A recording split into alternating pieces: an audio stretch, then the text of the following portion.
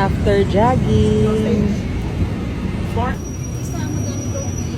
Hello everyone. Our breakfast for today, guys, street foods. So we have pork satay and chorizo. So let's eat.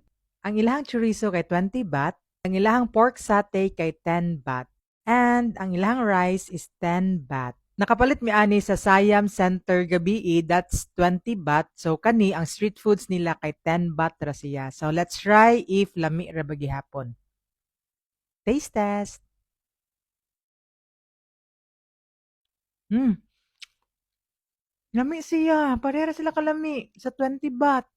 Na 10 baht ra ni. Amazing. Next is ang chorizo.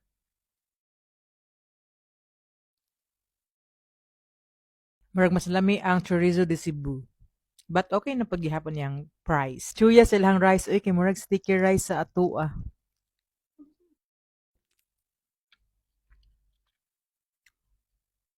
Hmm, murag yung sticky rice. Kung sa ato pa guys, murag siya pilit nga bugas.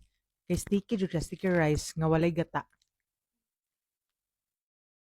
And then for our drinks, kay we have free tea sa amoang hotel. So that's it. Thank you for watching. Until next time. Bye.